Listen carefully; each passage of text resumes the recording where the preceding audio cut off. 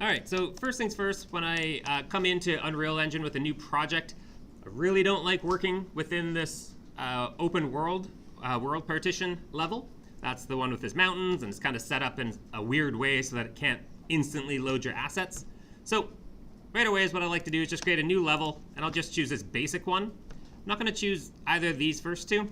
That's going to set me up in a world partition map with other issues. So we are going to either use the empty level or the basic level. For me, I want to see my models right away, so I'm just going to choose basic. And I like to just save my level right away. So I could hit save all here if I make a change. And if I hit save all, it's going to find this map, this level called Untitled 2, and ask if I want to save it. I could do that, but whenever I'm saving a level, I like to give it a proper name and a proper location and all that. So this is a time when you can go up to File, Save Current Level As, and this just gives you a little bit nicer save dialog box so you can place it into the right location. So I'll just create a folder here called Levels, and I'll save my new map in here. So I'll just call this Material Playground.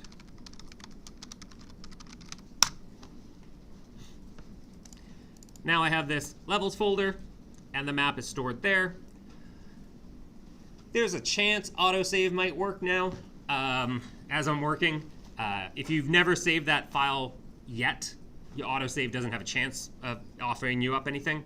If you've saved it once, it's auto-saving it behind the scenes every now and again, and you have a shot. So I like to just save it right away so that a file exists.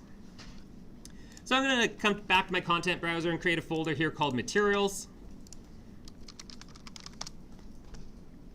And I'm going to just right away create a folder here called Textures as well. And then the last folder is going to be just a static mesh or geometry, however you want to call it. So I'll just call it geometry for now. And as I mentioned in day one, these are going to be kind of consistent folders across all projects that I'm kind of working on.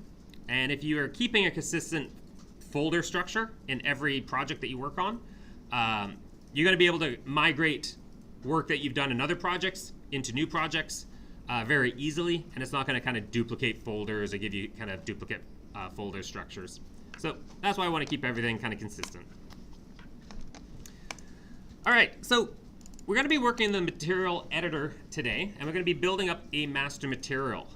So if I enter into my materials folder, right click, I have the option here to create a material. And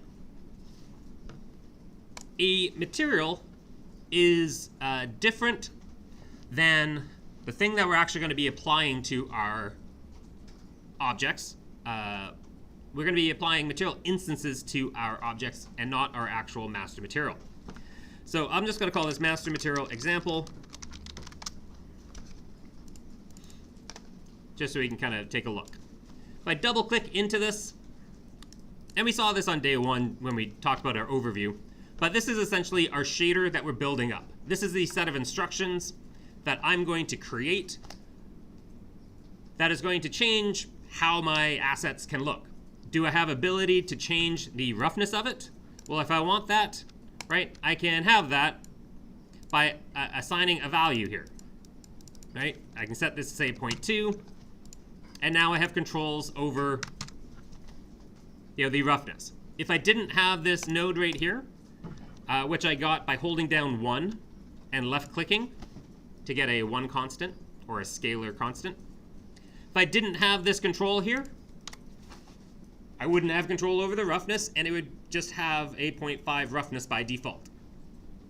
By me dropping in this node and hooking it up to my roughness channel, I've now added some extra code into this shader to give me the ability to change it. And I'm going to keep building this up with attributes and parameters, channels, that I want to include into my shader.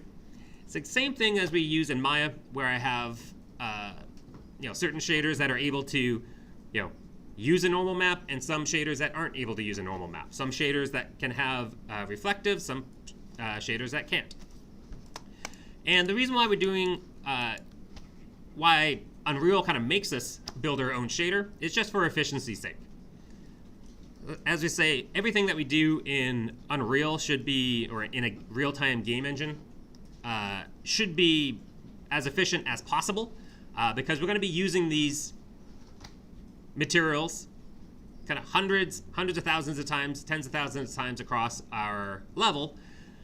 So if I can make it a tiny bit more efficient by not including the ability to have an emissive color, then I'm going to do that.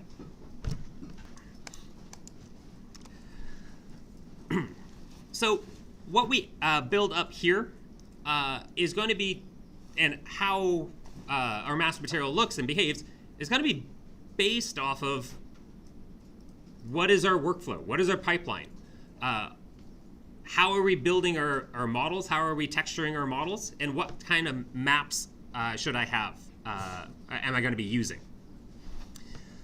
So on a project, we will typically have kind of our master material be defined kind of right at the beginning.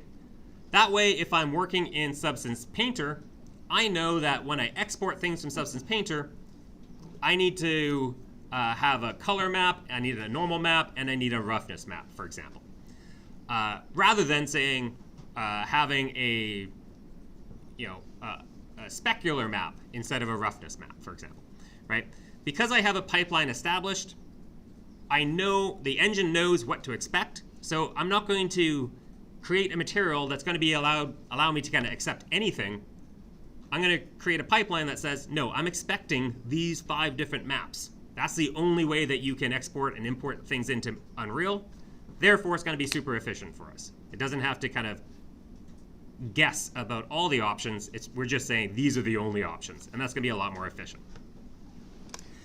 So let's go ahead and take a look at Substance Painter and see what kind of maps we can get from there.